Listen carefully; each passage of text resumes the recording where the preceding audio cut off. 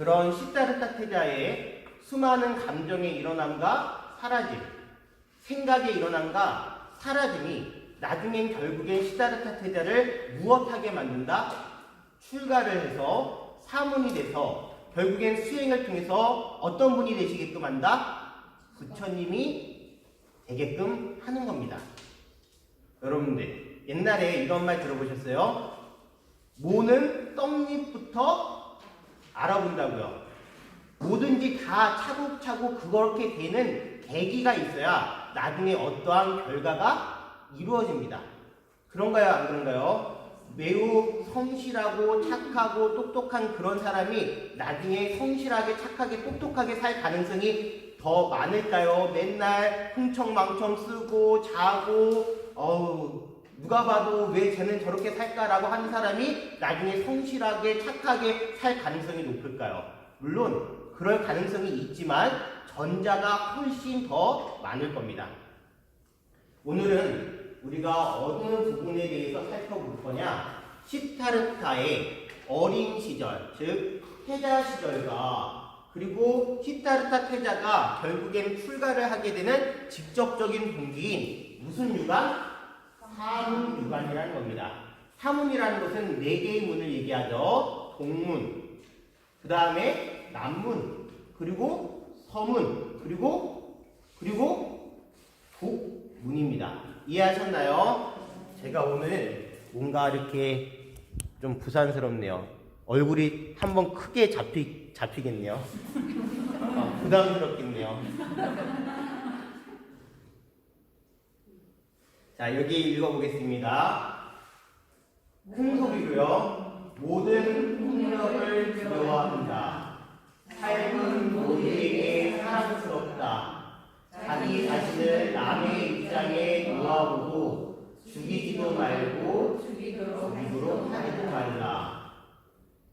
법구경이라는 경전에 나오는 개송입니다. 첫 번째 이 줄에서요. 모든 폭력을 두려워한다. 우리 살아있는 존재들은요.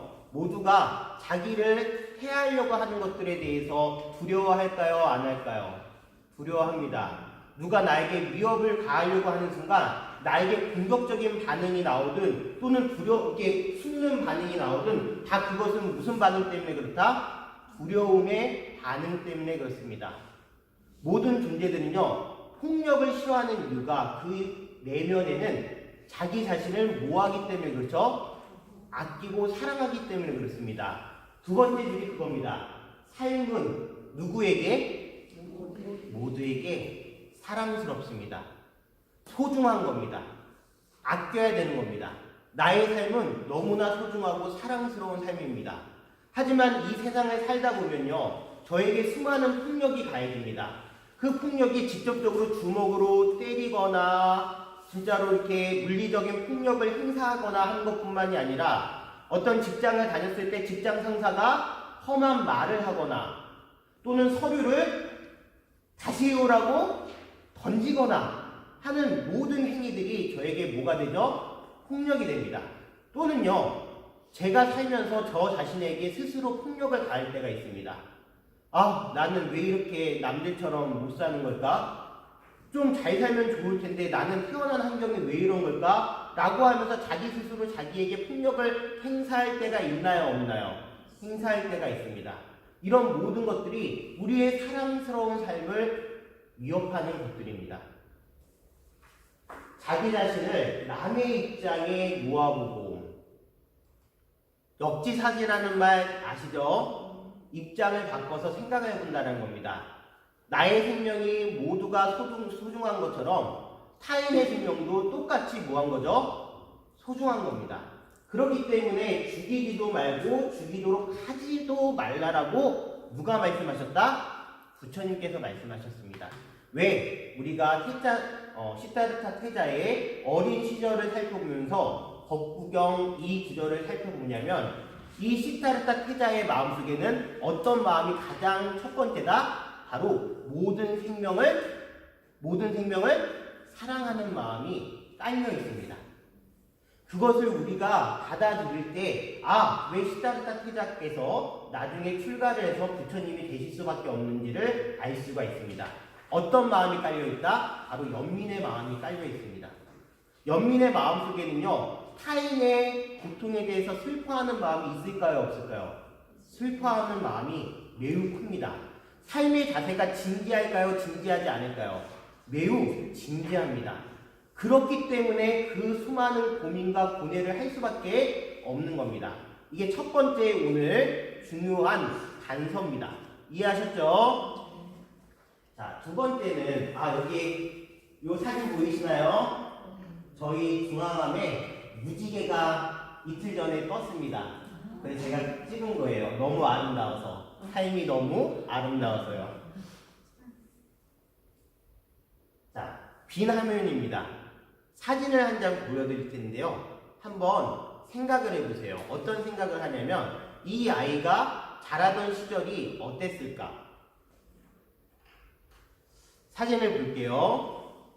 지금 세발 자전거가 놓여져 있습니다. 뒤에는 보면 약간 시멘트 집 같은 게 보이나요? 안 보이나요? 요즘 시대일까요? 아닐까요? 요즘 시대가 아닙니다. 도시일까요? 시골일까요? 시골이겠죠. 한 연도는 어느 정도 됐을 것 같을까요?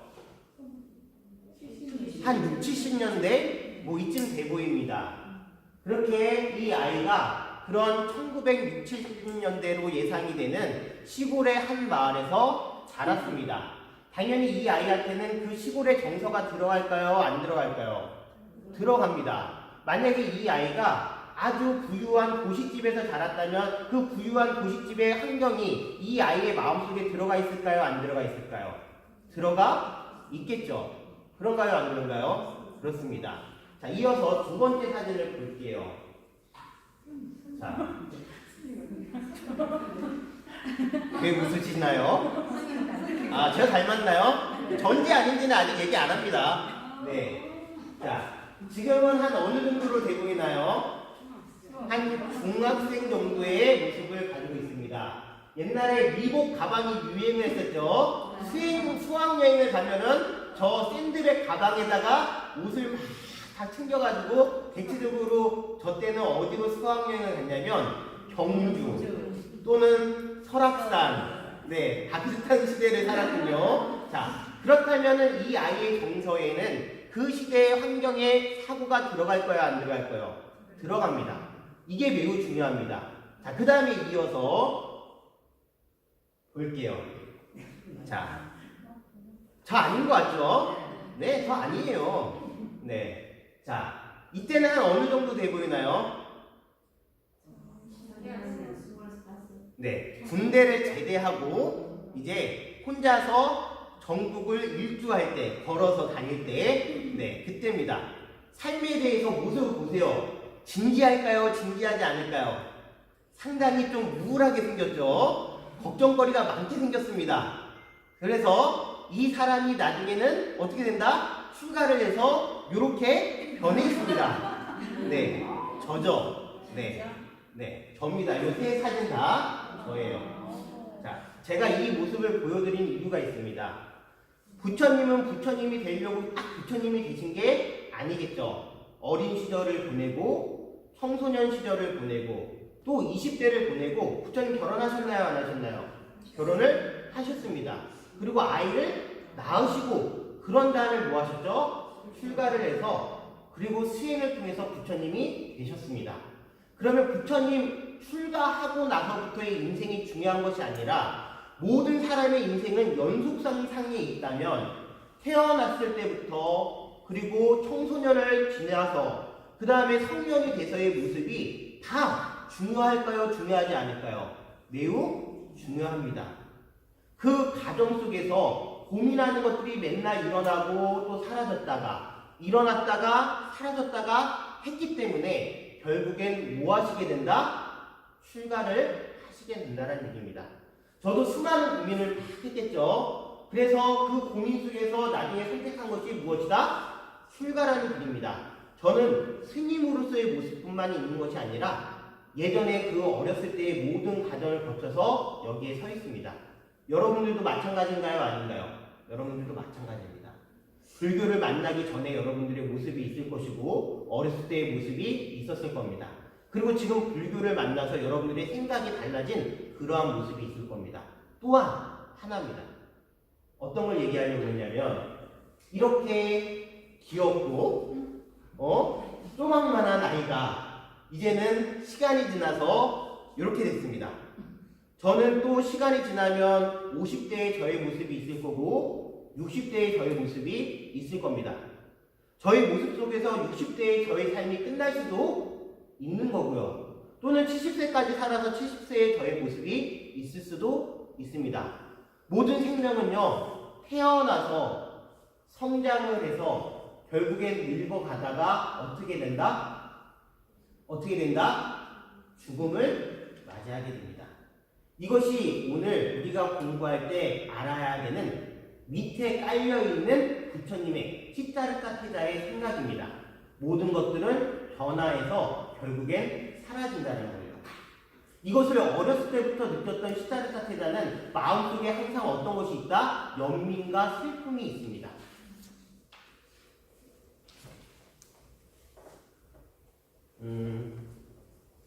그러기 전에 지난 시간에 배웠던 걸 잠깐 다시 한번 복습하겠습니다. 부처님의 생애를 8가지로 나눠서 살펴보는 것이 석가열의 팔상성도라고 이야기했던 거 기억나시죠? 지난 시간에 어디까지 배웠냐면 첫 번째 도솔 내이상을 배웠습니다. 도솔천에서 이 땅에 오시기 위해서 그 뜻을 어떻게 했죠? 마야 부인의 오른쪽 옆구리로 무엇으로 나타나서 흰 코끼리, 상아가 6개 달린 흰 코끼리로 나타나서 오른쪽 옆구리로 들어갔다라는 거 얘기했나요? 안 했나요? 얘기 드렸죠? 자, 그 다음에 두 번째, 이제 마야 부인이 홀리아족으로, 즉 자기의 친정으로 가서 아이를 낳으려고 길을 떠나다가 어느 동산? 룸비니 동산에서 산기를 느끼고 결국엔 거기서 뭐하죠? 출산을 합니다. 그 출산하는 장면을 뭐라 그런다? 비랑강생상이라고 한다는 거 기억하시기 바랍니다. 오늘은 세 번째 사문유관상에 대해서 공부할 건데 그러기에 앞서 영상을 하나 보실 겁니다.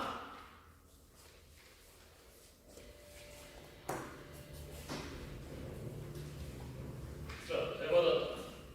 법정에서 원하는 걸 말해. 야, 제가 새를 죽였습니다. 그 새는 제 겁니다. 네야, 새가 다쳤을 때 제가 그 새를 가져왔습니다. 제가 보호를 했고 지금은 새가 저와 함께 있습니다. 그러니까 이 새는 누구한테 줘야 하는지 내가 결정해야 하는. 사냥한 사람에게 주거나 외진 사람에게 주거나. 사냥은 크샤트리아의 자질이고 본성이란다, 왕자. 힘없는 자를 보호하는 것도 크샤트리아의 본분입니다, 폐하. 새한테 상처를 입히게 개바다테 화살이라는 걸 동의를 한 거니. 네, 하지만 새는 지금 제 보호하에 있습니다. 그걸 받아들이시나요? 네가 진정 귀샤트리아인지 의심스럽다. 형이 인간미가 있는지 나는 의심스러워. 누군가에게 상처를 입히면 마음이 고통스럽고 아프잖아. 반면 보호를 하면 사랑이 커지고 이 세상에 사랑이 있어야겠어? 고통이 있어야겠어? 모든 구름이 다 비를 내리는 건 아니야. 같은 땅이라도 매년 소출이 똑같은 것도 아니야. 한 사람의 손가락도 하나하나가 다 달라. 마찬가지로 사냥이 모든 크샤트리아의 자질이 되는 건 아니야. 진정한 크샤트리아는 보호자가 되어야 해. 우리 스승님이 그렇게 말씀하셨어. 종교의 수호는 크샤트리아의 본분이라고. 생명을 보호하는 것은 더 큰 본분이야. 판결을 내리시지.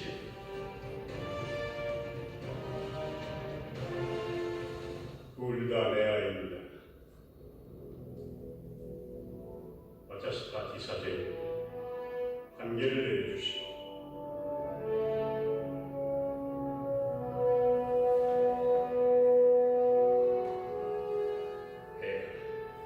문제는 이 새가 어느 누구 거냐는 겁니다. 한 사람은 크샤트리아의 자질을 보여주어 다른 한 사람은 공분을 행했습니다. 저 역시 판결을 내리기 어렵습니다.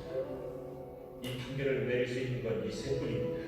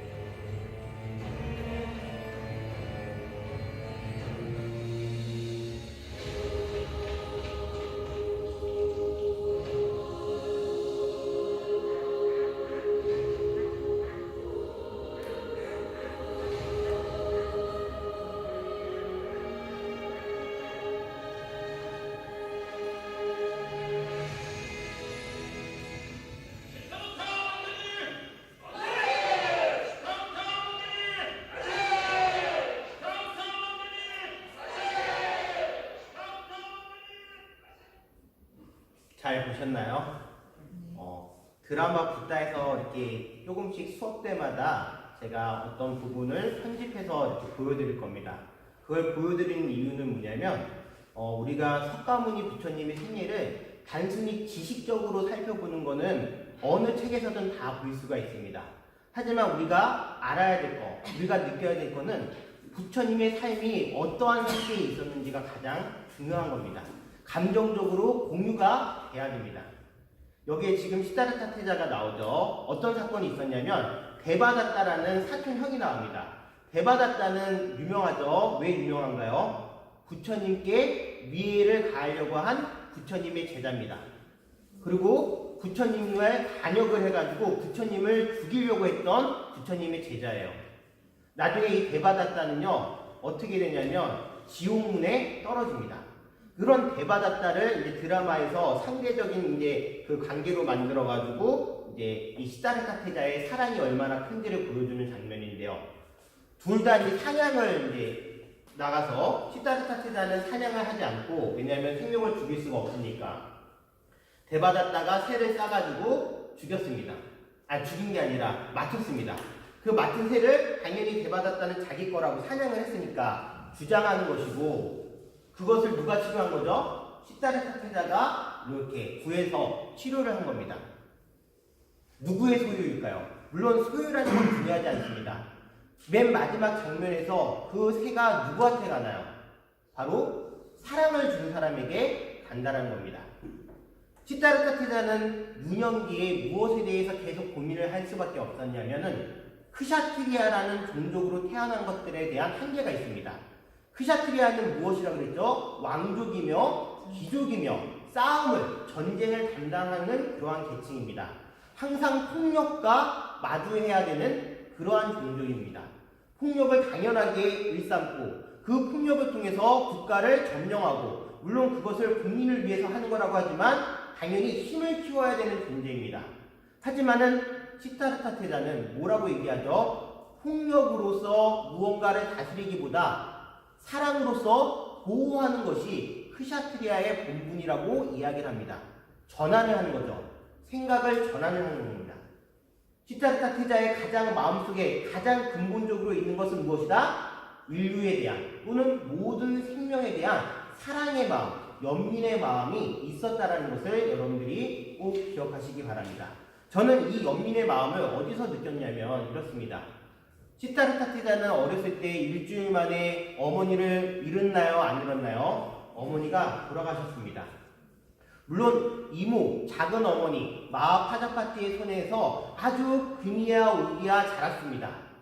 하지만 그럼에도 불구하고 친어머니가 돌아가셨다는 거 마음의 결핍이 있을까요? 없을까요? 마음의 결핍이 분명히 있을 겁니다. 그 마음의 결핍이 결국에는 다른 외로운 존재들에 대한 사랑으로서 확장되지 않았을까라는 생각을 하게 됩니다. 여기까지 공감하시나요? 네.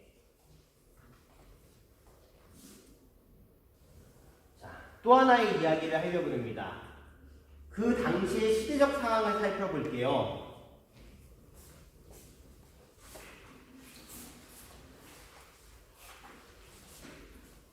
네.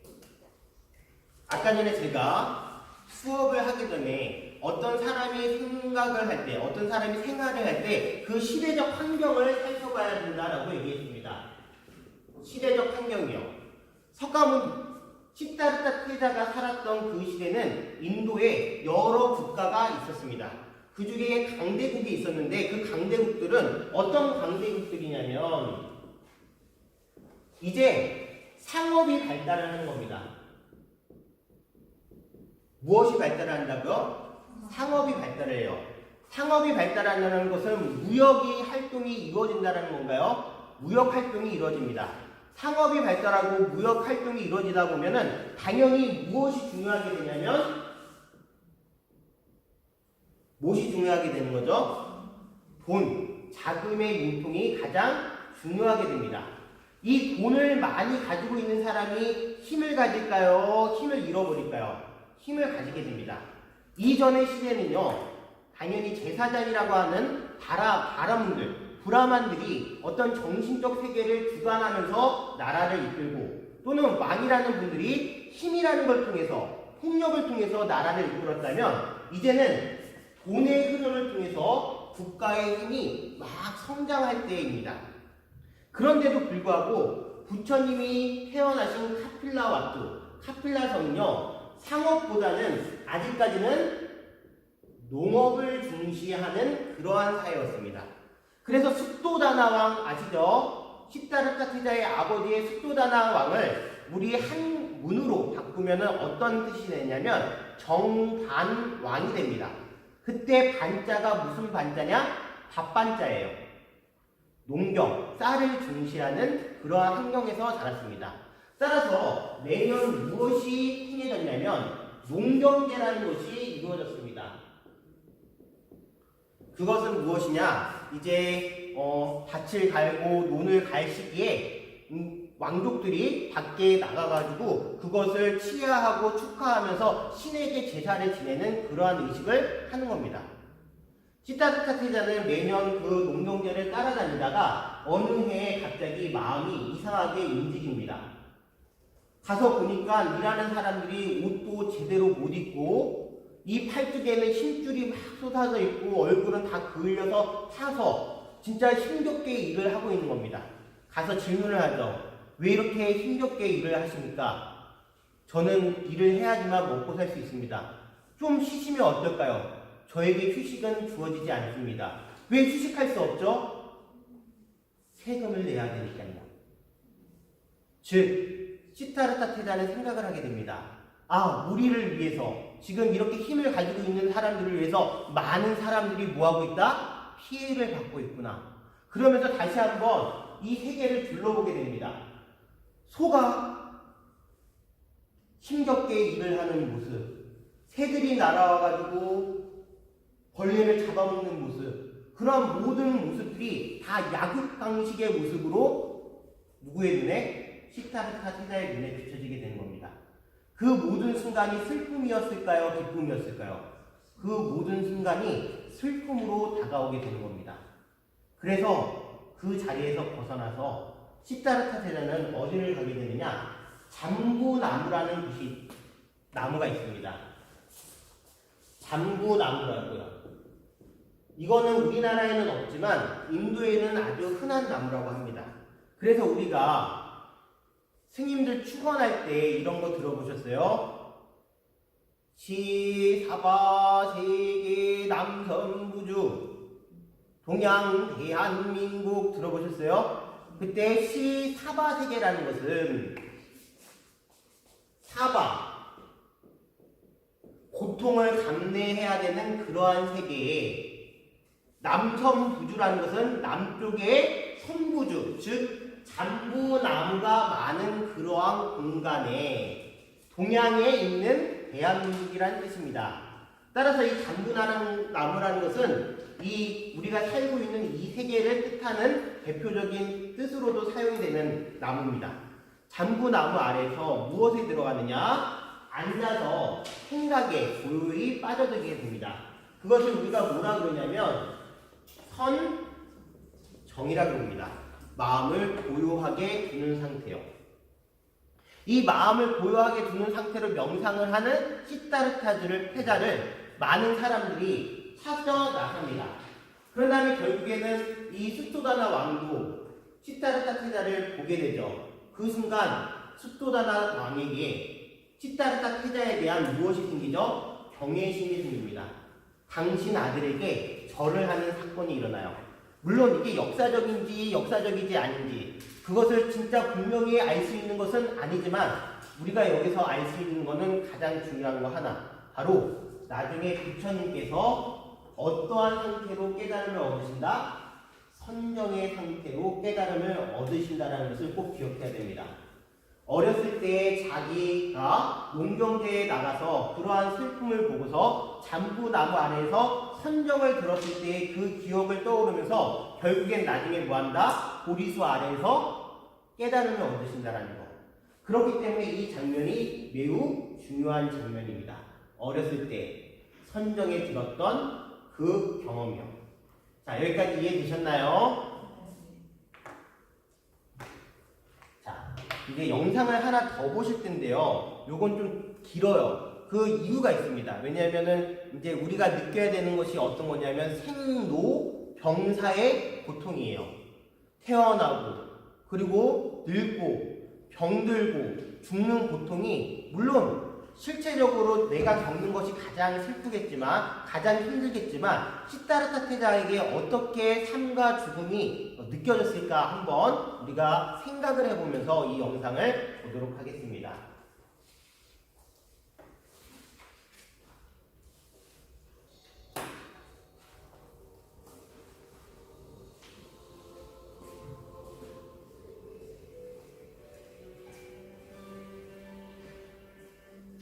눈물이 쉴 수 없이 흐르고 있어. 그냥 그렇게 될 것 봐.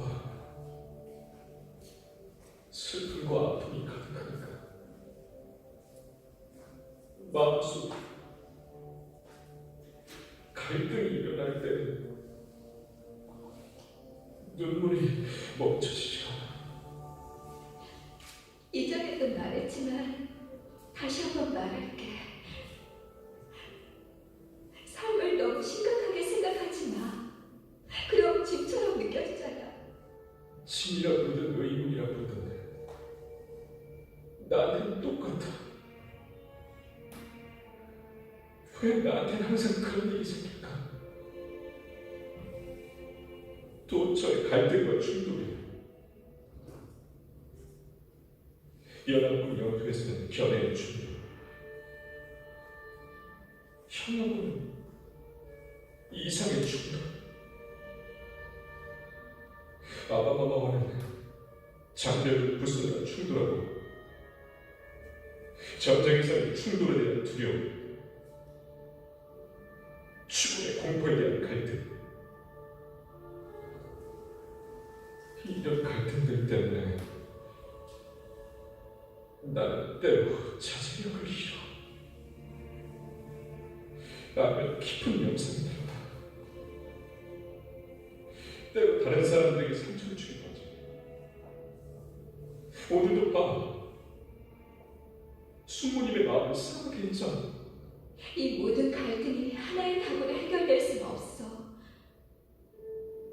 당신 주변의 상황을 바꾸면 어때? 우선 당신부터 시작하자. 샤카 왕국을 일주하는 게 당신 뜻이잖아. 하나님께서도 허락을 하셨고. 그런데 왜 아직 여기 있는 거야? 새로운 곳으로 가면 좋잖아. 새로운 곳, 새로운 사람, 새로운 생각. 그리고 봐. 슬픔이 없는 그런 곳으로. 그래, 좋아.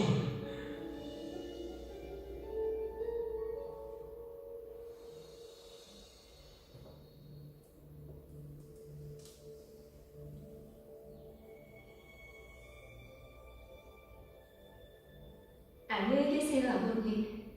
아버님의 허락이 저한테 축복입니다. 건강하시고요. 말씀하신 모든 걸 잊지 않겠습니다. 태자를 행복하게 하는 일에 조금도 부족함이 없게 할게요. 하나만 약속해 주세요. 저희 걱정은 하시지 않겠다고요. 그래, 알았다.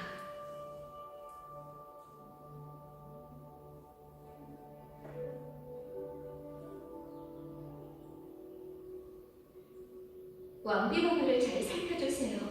너도 네 몸과 시달렸다를 잘 보살펴야 한다. 예, 그리고 성사로운 시간이 끝나기 전에 어서 떠나요.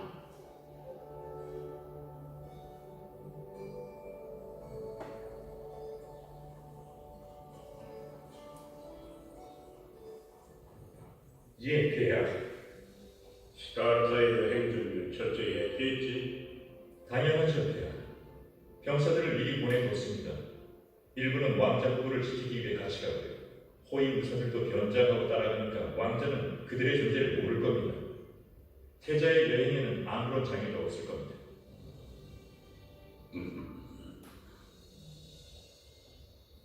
태자마마, 오늘 머무르실 장소에는 인근에 꽃이 만발한 계곡이 있어요. 공주님이 좋아하시는 꽃도 있다고 해요. 봐! 저기 공작 두 마리가 있어.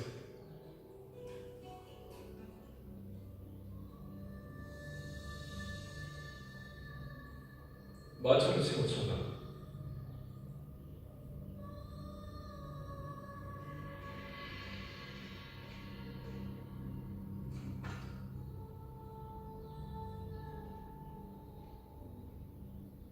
어째서 뒷걸음질을 치는가? 그저 질문을 하고 싶은 아무 일도 없을 건데. 왜 뒤에 공자들이 그를 보고 있는 거지? 이건 어떤 의심론인가 저는가? 그건 아닙니다. 이유가 무엇인가? 단지 몸을 전식한 유견인가? 또는 의복의 일부가? 아닙니다, 대장아. 이건 장식도 아니고 의복의 일부도 아닙니다. 저희는 불가촉 전입니다. 태자마마는 사랑을 차별하지 않으시니 어서 말씀하세요. 그저 이곳의 전통입니다. 저희가 닿으면 토양이 불결해지기 때문에 발자국을 깃털로 치우며 걷는 겁니다. 브라만이나 전사들이 그 위를 밟지 않도록 하려고요. 모든 불가촉 천민은 뒤에 이 깃털을 달고 다닙니다. 네.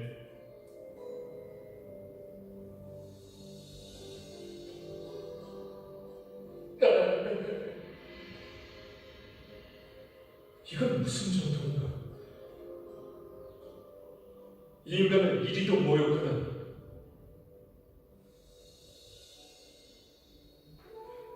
외로운 대만한 대장아, 저희는 가야 합니다. 내주는 매를 맞습니다. 예, 가야 해요. 예.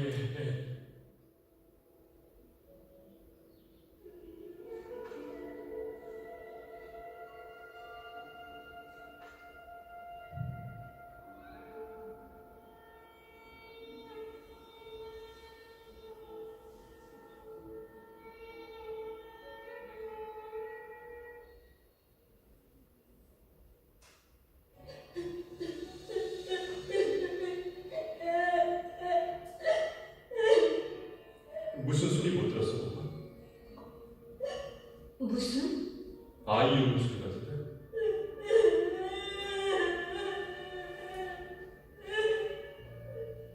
맞아. 여봐라. 누가 오는지 알아보라.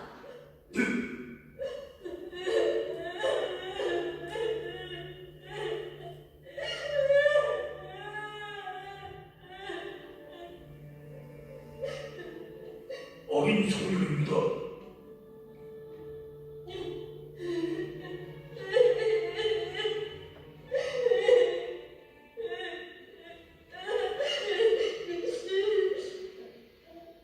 무슨 일이니? 넌 누구야? 울고 있구나. 이름이 뭐니?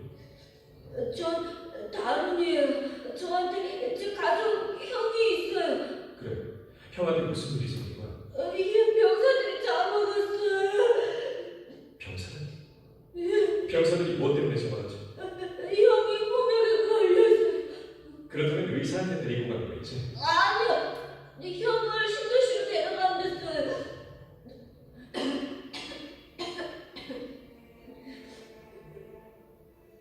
신도시? 만약 태자가 신도시에 대해서 알게 되는 날엔 정말 큰일인데. 아이가 무서워하는 것 같아. 부모한테 데려다 줘야겠어. 집은 어디니? 저기요. 날아올래요? 그래. 어서. 하지만 이런 늦은 시간에 잘 모르는 숲속으로 가는 건 안 좋습니다.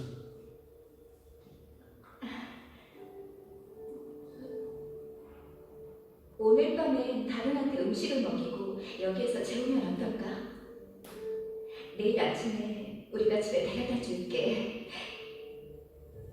그럼 괜찮겠지? 네.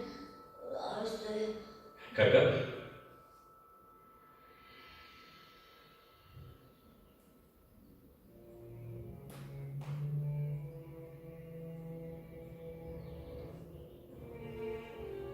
어서 오세요, 대장마마.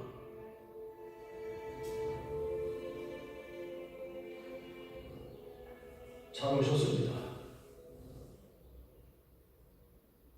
앉으십시오, 마마.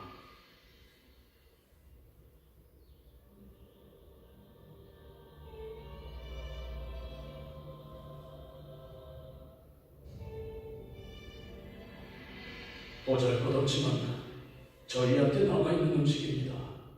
대장마마가 드셔주시면 저희의 행복입니다.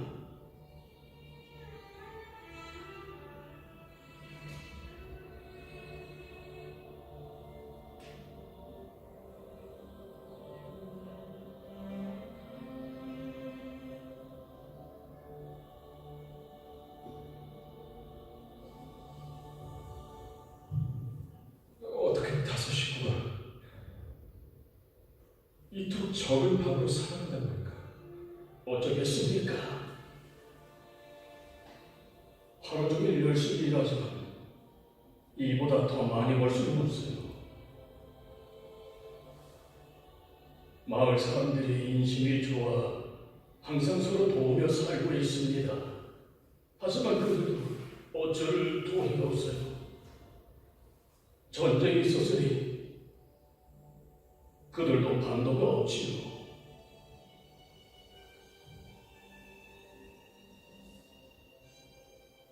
다음이 말하기를 병사들이 형을 어딘가 신도시로 데려가려고 하던데.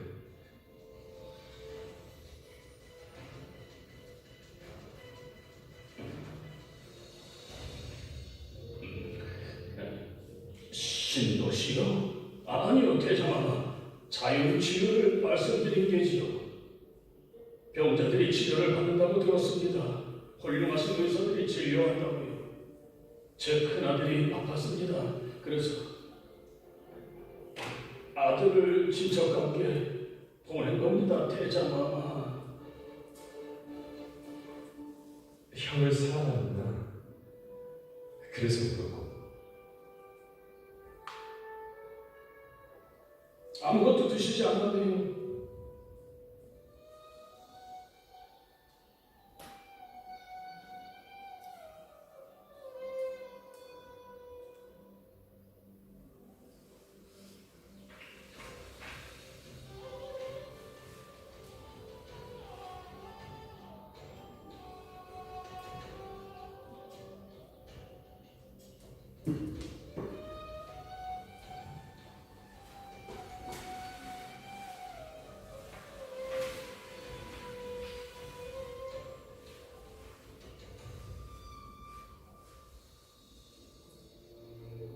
그럼 시달도 대장마마신가요? 그래. 마마 모두 다 할 수 있다고 들었어요. 그렇다. 그러려고 노력을 하지.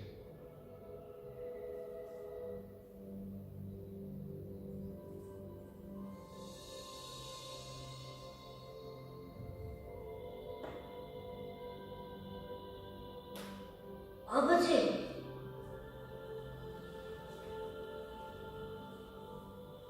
저분이 태자마마예요. 아니, 신이시라.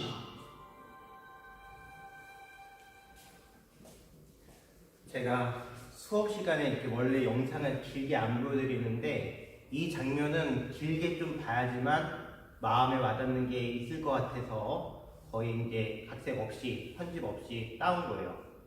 마음의 무거움이 좀 느껴지시나요? 우리가 생로병사의 괴로움이라고 얘기하는데 태어남 자체가 괴로움인 게 있어요. 아까 전에 처음에 나왔던 불가촉 천민이라는 분들은 태어나면서부터 인간다운 대우를 받지 못하고 이 세상에서 살아가고 있는 거예요. 시다르타 태자가 그 모습을 보고서 얼마나 당황스러웠을까요? 모든 사람의 생명은 존엄해야 되는데 그 존엄성을 완전히 무시하는 그러한 정책이요.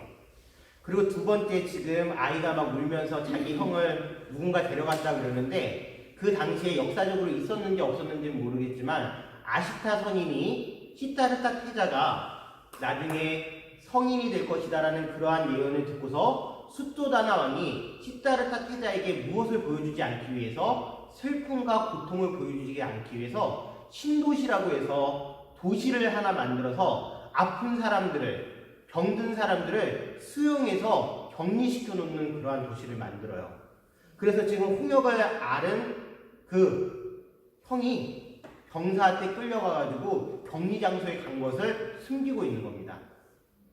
왜냐? 슬픔을 보지 않게 하기 위해서. 하지만 아무리 감추려고 해도 시다르타 태자의 눈에는 슬픔이 보일까요? 안 보일까요? 슬픔이 보입니다. 아까 전에 제가 첫 번째 보여줬던 장면에서 시다르타 태자에 뭐라고 제목을 붙였냐면 사랑이라고 제목을 붙였습니다. 그런가요?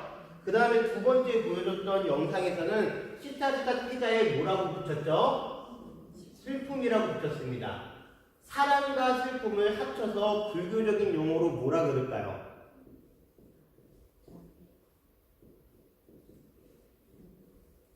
자비라고 합니다. 부처님의 자비는 우리말로 바꾸면 사랑과 슬픔이에요. 그것이 부처님에게 가장 기본적인 마음의 태도라는 것을 여러분들이 알아두셨으면 좋겠습니다.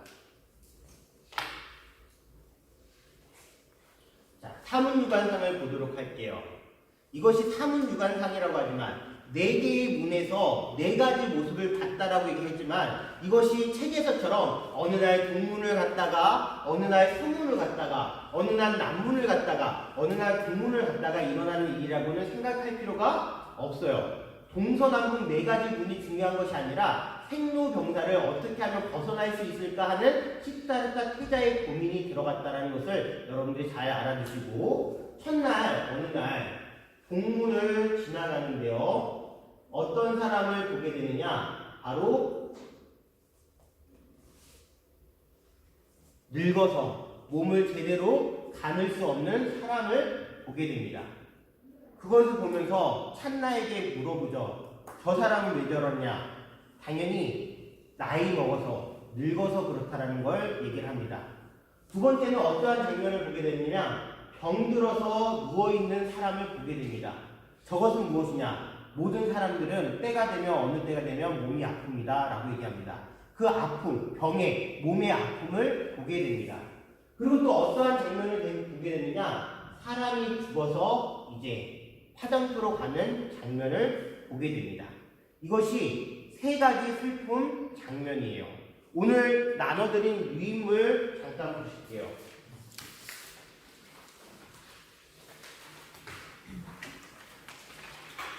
왕자의 고뇌라는 거 받으셨나요? 거기 보면 붓다 짜릿다라는 표현이 있습니다. 그것을 우리 한문으로 바꾸면 불소행찬이라 그래요. 그것이 무슨 뜻이냐면 부처님이 있었을 때 부처님께서 겪어야 됐던 여러 가지 일들을 모아놓은 일종의 뭐라 그럴까요? 역사기. 그것을 옛날에 기원후 1세기에 마명보살이라는 분이 지으셨다라고 합니다. 그 부분을 제가 읽어볼게요. 왕자는 어느 날 성 밖으로 나들이를 가게 되었다. 왕자는 보통 사람과는 너무나 다른 모습을 하고 있는 누구의 모습이요? 노인의 모습을 보고 마부에게 물었다. 이렇게 하얀 머리에 지팡이를 짚고 허리는 굽고 눈은 눈썹으로 뒤덮인 이 사람은 누구인가? 이 세략함이 원래 그런 것인가 아니면 어쩌다가 그렇게 된 것인가? 마부 참나가 대답을 합니다. 이것은 늙음입니다. 아름다움을 빼앗고 쾌락의 즐거움을 파괴하고 힘을 못쓰게 하고 슬픔을 가져가고 기억력을 앗아감으로써 이 사람은 망가지고 쇠락하게 된 것입니다. 저 사람도 어려서는 젖을 먹고 기어다니고 미난 청년이었고 그리고는 늙음에 도달하였습니다. 이런 일이 나에게도 일어나는가? 어김없이 세월이 흐르면 그렇게 됩니다. 우리는요, 이제 모두 다 늙습니다. 나중에는 우리 몸을 잘 가누지 못할 정도로 그렇게 힘겹게 몸을 움직여야 됩니다.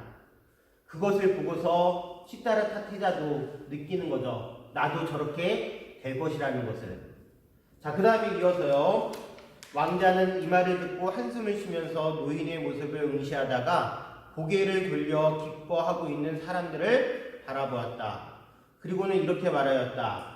늙음은 무차별하게 기업을 파괴하고 아름다움을 파괴하고 힘을 파괴한다.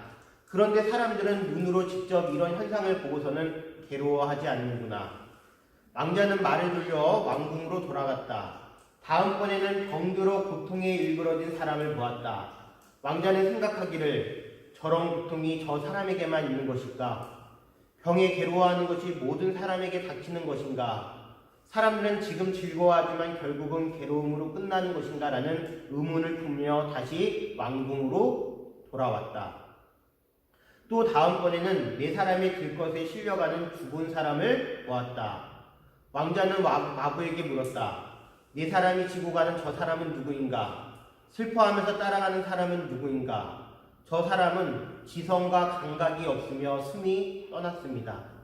그는 영원히 잠들었고 의식이 없으며 마치 지푸라기나 나무 토막 같습니다. 애써서 그를 기르고 보살펴준 그를 사랑하는 모든 사람들로부터 버려졌습니다. 이것이 존재하는 모든 것들에게 일어나는 것. 이것은 지구상에 존재하는 모든 인류의 마지막 길입니다. 그가 천민이거나 평민이거나 귀족이거나를 막론하고 모든 사람이 무너지는 것을 피할 수 없습니다. 왕자는 절망하여 말하였다. 이 죽음은 피할 수 없는 것인데도 사람들은 죽음을 두려움을 저만치 던져버리고 흥겨워한다. 사람들의 마음은 참으로 무디구나. 죽음의 길에 있으면서도 태평하다. 왕자는 이 세상이 무상하다는 것을 깨달은 이상 더 이상 즐겁지가 않았다. 오늘 마음이 좀 가라앉나요? 네, 의도적인 건 아닌데 우리가 그 왕자 시다르타 태자의 그러한 마음을 완전히 합쳐서 공감을 할 수는 없습니다. 하지만 그분이 느꼈던 그러한 슬픔의 근원이 어디에서부터 온 것인지 우리가 분명히 알 때 그분이 왜 출가를 하셨고 그분이 왜 우리에게 괴로움을 벗어날 수 있는 괴로움의 길에서 벗어날 수 있는 그 길을 계속 보여주고자 하셨는지 그 이유를 알 수가 있습니다. 모든 사람들은 태어나서 늙고 병들고 죽는 괴로움에서 벗어날 수가 없습니다. 그것을 안 당할 수가 없습니다. 그 안 당할 수 없는 그 과정 속에서 어떻게 하면 우리가 그 괴로움으로부터 마음을 뭐 할 수 있을까? 멀리 떠날 수 있을까를 항상 공부하신 겁니다. 이것이 네 가지 문에서 무언가를 봤다라는 건데요. 마지막에 본문에서 어떤 분을 보시게 되냐면 출가한 사문을 보게 됩니다. 그 출가한 사문은 행색은 초라하지만 손에 든 것은 질그릇 하나의 가루뿐이 없지만 그분의 모습은 평온하고 안정을 취해져 있으며 너무나 참 행복한 모습이기 때문에 그 모습을 보고서 무엇을 동경하게 된다? 바로 출가를 동경하게 되는 것입니다.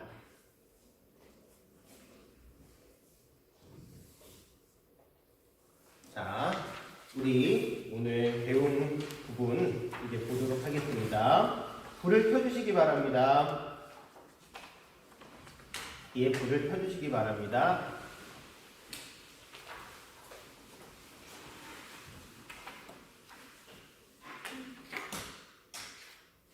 36페이지 보시겠습니다. 태자 시타르타 나오죠. 시타르타 뜻이 무엇인지 이제 기억이 나시나요? 뭔가요? 네, 목적을 이룬다는 겁니다. 자, 그 시타르타의 태자의 모습은 쭉 나와서 제가 이야기했던 부분이 이제 벗어나지 않습니다. 어렸을 때부터 금이야 당연히 왕자로 태어났기 때문에, 특히 어머니가 없었기 때문에 이모의 손에서 오히려 더 뭐라 그럴까요? 지극한 정성과 그 다음에 뭐라 그럴까요? 어떻게 되면 안 되겠다라는 그러한 마음으로 금이야 오기야 진짜 키워졌습니다. 그리고 그 교육의 수준은 어마어마했을 거죠. 당연히 태자로 태어났기 때문에. 39페이지를 보겠습니다. 39페이지에 이런 내용이 있습니다. 위에서 네 번째 줄이요. 태자는 위슈아미트라와 싹바미따, 이거 스승들의 이름입니다. 로부터 미그 웨다, 삼마 웨다, 야주루 웨다, 이런 말 들어보셨죠? 웨다라는 건 다른 말로 하면 베다라 그럽니다. 베다라고 들어보셨나요? 베다는 인도에 있어서 일종의 신성시하는 경전입니다. 우리나라에도 옛날에 천부경이라는 거 있죠? 그런 것처럼 고대로부터 내려오는 신성시되는 경전이 무엇이다? 바로 웨다입니다. 이것을 분명히 태자는 공부를 했죠. 왜냐? 귀족이고 왕족이었기 때문에. 물론 웨다의 구속적인 학문이 의문, 제례, 문법, 어원, 발성과 천문학까지 두루 섭렵하였다. 또한 전통 바라문들의 학문에 만족하지 않고 이간타를 비롯한 외부의 사상도 배우고 64종의 문자를 익혔으며 수학, 신학, 서사시, 경제학, 정치학, 수사학, 물리학을 배우고 동물과 식물에 대해 연구하였으며 음악과 기계까지 익혔다. 또한 크산트 대화로부터 승마, 창술, 궁술, 격투기, 수영 등 29종의 군사학을 연마하였다. 제가 왜 이 부분을 읽었냐면요. 시타르타는 당연히 어렸을 때부터 철학적인 사고를 했을까요? 안 했을까요? 철학적인 사고를 할 수밖에 없습니다. 모든 항목을 두루 섭렵하면서 공부를 했기 때문이요. 모든 종교를 공부했기 때문이요. 그래서 우리 불교가요. 태생부터 처음부터 약간 현학적이고 철학적인 이유가 시타르타 태자가 이만큼 훌륭한 학문을 익혔기 때문에 그것을 기본으로 해서 많은 사상들과 겨루면서 생겨난 종교가 무엇이다? 불교이기 때문에 그렇습니다. 자, 그 다음에 39페이지 보도록 할게요. 다시. 잠구나무 아래에서의 선정 보시나요? 자, 잠구나무 제가 설명을 했습니다. 인도에 많이 나는 나무고 그것을 대표로 해서 남성부주라고 이야기한다는 거 얘기 들었습니다. 자, 이어서 보실게요. 쭉 40페이지, 41페이지에 어떤 내용이 나오느냐? 바로 농성계에 나갔을 때 그것을 모습을 보고서 슬퍼하면서 결국엔 잠구나무 아래에서 선정에 드는 장면이 여기 나옵니다. 42페이지입니다. 42페이지의 첫 번째 줄에 이런 표현이 나오고 있습니다. 깊은 강물처럼 고요한 태자의 얼굴에는 알 수 없는 평온함이 넘쳐 흘렀다. 이것이 나중에 보리수 아래에서 부처님께서 깨달음을 얻으실 때의 모습과 일맥상통한다라는 거 여러분들이 꼭 기억하시기 바랍니다. 자, 이어서 어떤 게 나오냐면 누가 나오죠? 태자비, 야소다라가 나옵니다. 아까 전에 드라마에 봤을 때 그 태자 옆에서 따라다니던 그 분이 바로 야소다라 태자비인데요.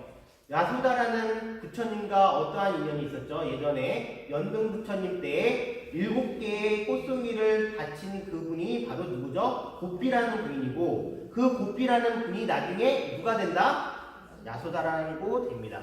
나중에 그런 게 있습니다. 부처님께서 이제 깨달음을 얻으신 뒤에 나중에 시간을 막 보내시다가 당신의 고향 카플라와트로 가게 됩니다. 그때 숙조다나 왕이 부처님을 붙잡고 뭐라고 말씀하시냐면 야소다라는 변절을 하지 않고 너만을 기다렸다라고 얘기할 때 부처님께서 뭐라고 말씀하시냐면 이렇게 말씀하십니다. 야소다라가 그렇게 마음을 변치 않게 저를 지킨 것은 이번 생뿐만이 아닙니다. 세세생생 함께 해왔다는 겁니다. 대단하죠? 대단한 인연입니다. 자, 그런데 거기 보세요. 제가 너무 웃겨가지고 이제 별표 표시를 했습니다. 태자 나이 몇 살 때요? 19에 이제 결혼을 이제 하는데요. 그 밑에 한 문단 내려가면 이런 말이 있습니다. 이제 수도다랑이 어떤 부인에게 이제 장가를 보냈으며 하니까 태자가 자신의 의사를 밝혔다는데요. 이렇게 나옵니다. 젊고 건강하며 아름다우면서도 교만하지 않고 삿된 생각을 품지 않고 시부모를 자기 부모처럼 섬기며 주위 사람들을 자신의 몸처럼 돌보고 부지런한 여인이라면 승낙하겠습니다. 이런 여인이 있을까요? 이것은 아마 이 책을 쓴 사람의 마음이 들어가지 않았나, 네, 그런 생각이 듭니다. 자, 그렇게 해서 만난 부인이 누구시다? 바로 야소다라라는 부인입니다. 우리가 경전상, 약간의 드라마 내용상은요, 대바다다가 부처님의 사촌이라는 얘기가 있지만요, 또 역사적으로 어떻게 기록이 되어 있냐면, 대바다다, 부처님에게 저항을 해가지고 다시 자기의 승가를 이루려고 했던 그 대바다다가 야소다라의 동생이라는 그러한 기록이 있기도 합니다. 우리가 어딜 보시면 알 수 있느냐 하면 뒤로 넘겨볼게요. 자, 뒤로 넘기면 422쪽입니다. 자, 422쪽 보셨나요? 거기에 보면 부처님 무엇이 나오냐면 가계도가 나옵니다. 즉 부처님하고 연관된 친인척 관계들이 나오죠. 거기에 보면은 파란색으로 되어 있는 부분들이 샥가족이라는 종족들이고요. 부처님이 포함되어 있는 종족입니다. 그리고 거기에 초록색으로 되어 있는 게 홀리아족이라고 해서 누가? 바로 야소다라 부인이 포함되어 있는 그 종족입니다. 거기에 보시면 어떻게 되어 있냐면 오른쪽 423페이지 하단 부분에 야소다라 2라고 되어 있는 부분 보이시죠? 그분이 바로 야소다라 태자지고요. 그 옆에 누가 있나요? 대와다타가 있나요? 없나요? 홀리아족으로 바로 누구의? 야소다라의 동생이라는 뜻입니다. 이해하셨나요? 나중에 수많은 인물들이 나오는데 꼭 그런 걸 이제 이름들이 나올 때마다 부처님 가계들을 보면서 아, 부처님의 사촌이었구나, 부처님의 누구였구나, 아버지셨구나를 422와 423페이지를 보면서 참고하시면 되겠습니다. 자, 넘길게요. 자, 48페이지 보겠습니다. 호화로운 궁중생활과 성능밖에 고통이 나오나요? 안 나오나요? 나오죠? 자, 호화로운 궁중생활이라는 것은 시타르타 태자가 누릴 수 있는 모든 환경을 얘기하는 겁니다. 수토다나 왕이 마련해준 일종의 진짜 호화로운 삶이죠. 우기, 그 다음에 겨울철, 여름철마다 3개의 궁전이 있어가지고요. 그 궁전을 돌아다니면서 아주 호화로운 생활을 하고 고통을 보지 않도록 노력을 했다라고 합니다. 하지만 그 고통이 아까 전에도 얘기해드렸지만 가린다고 가려지는 것이 아니죠. 결국에는 돌아다니면서 유행을 하면서 이 사람들의 모든 슬픔을 보게 됩니다. 그것이 어느 내용이 나오냐면 50페이지부터 쭉 나옵니다. 그 50페이지서부터 노인의 모습, 그리고 병든 사람의 모습, 그리고 죽음의 모습을 봅니다. 그 죽음의 모습을 보면서 결국에는 어떤 마음을 일으킨다? 이 세속적인 삶이 아니라 술가의 삶을 꿈꾸게 됩니다. 자, 거기서 53페이지를 보도록 하겠습니다. 여기는 중요한 부분이기 때문에 제가 읽어드릴게요. 아버지, 저는 수행자의 길을 걷고 싶습니다. 원치 않던 날이 오고 말았다. 불안이 현실로 닥자 수도다나 왕은 분노를 참지 못했다. 차라리 내가 출가하겠다. 아비를 버리는 불효의 가문의 대기까지 끊겠냔 말이냐. 가족에게 얽매여 산다는 건 너무도 답답한 일입니다. 저는 수행자로서 자유로운 삶, 청정한 삶을 살고 싶습니다. 너를 얽어맨 가족이 과연 있기라도 한 것이냐? 너에겐 속박이 될 아들도 없지 않느냐? 허락할 수 없다. 이 나라에는 엄연히 국법이 있다. 가업을 이을 자식도 없는 이에게 절대 출가를 허락할 수 없다라고 얘기가 나오고 있습니다. 그 당시에는 출가를 하기 위해서는 속박이 될 만한 누구를 남겨놓고 자녀를 남겨놓고 출가를 해야 되는 그러한 전통이 있었나 봅니다. 그래서 부처님께서는 그 시간 동안 누구를 기다렸는지도 모르죠. 당신의 속박이 될 바로 나중에 태어난 아이 라울라를 기다리면서 시간을 흐르고 있었는지도 모릅니다. 자, 여기까지가 이제 우리가 오늘 사문유관선에서 봤던 내용인데요. 이 부분 다 읽어보셨죠? 자, 읽어본 부분에서 질문 있으신 분 손 들어주세요. 없나요? 질문이 없이 내용이 아주 편리했죠? 자, 노래를 하나 들어보시겠습니다.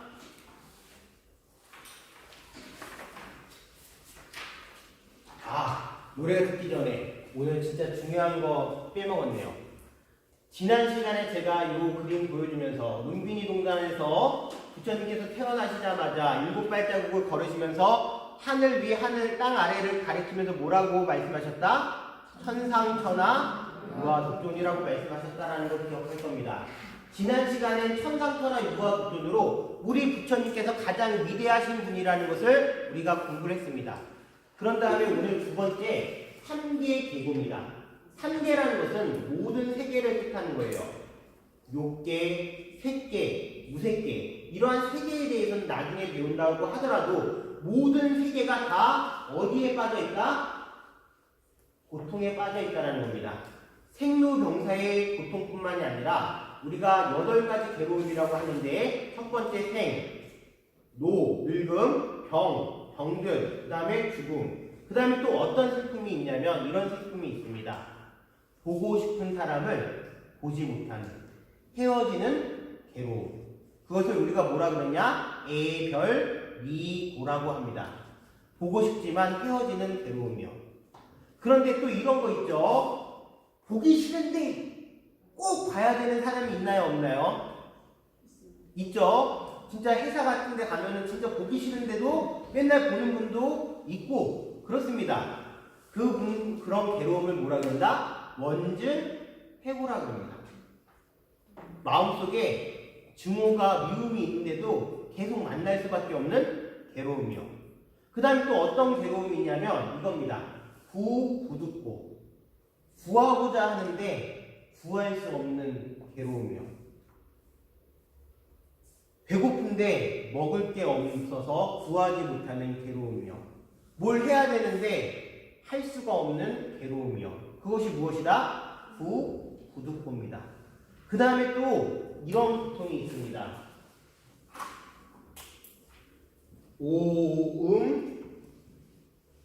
성오. 그것은 무엇이냐면 바로 우리가 이 몸을 가지고 태어나 있기 때문에 추우면 뭘 느끼죠? 추위를 느끼고, 더우면 무엇을 느끼죠? 더위를 느끼고, 누가 핥히면 뭐하죠? 아픔을 느끼는 이것이 바로 오음성고입니다. 이해하셨나요? 이것이 가장 큰 8가지의 괴로움이라는 겁니다.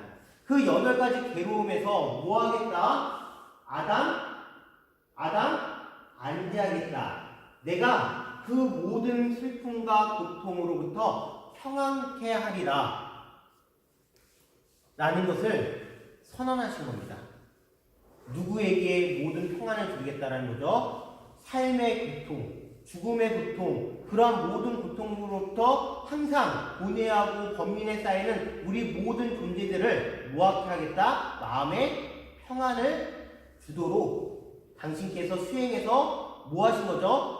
부처님이 되신 겁니다. 분명한 이유가 있는 거죠. 이해하셨나요? 그것이 오늘 가장 중요한 내용.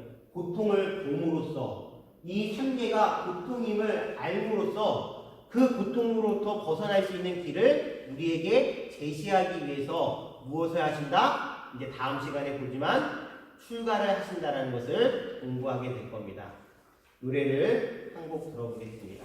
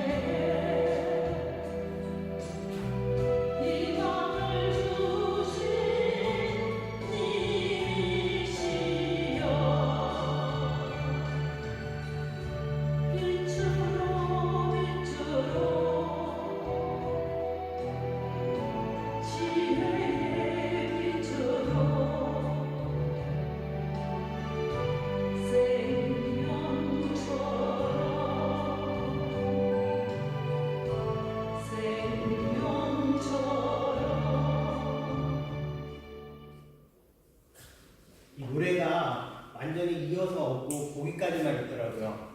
근데 거기서 우리가 좀 알아야 되는 거, 생명의 빛으로, 그 다음에 자비의 빛으로 인류의 스승이신 누가 오셨다? 부처님께서 오셨다라는 거 여러분들께서 이번 시간을 통해서 참 마음에 잘 새겨뒀으면 좋겠습니다. 우리가 지금 부처님의 생애를 배우면서 제가 포인트를 잡고 있는 게 무엇이냐면, 부처님이 진짜로 우리 마음속에 스승으로서 자리 잡을 수 있는 그러한 감정의 상태를 만들려고 지금 수업을 그렇게 준비하고 있습니다.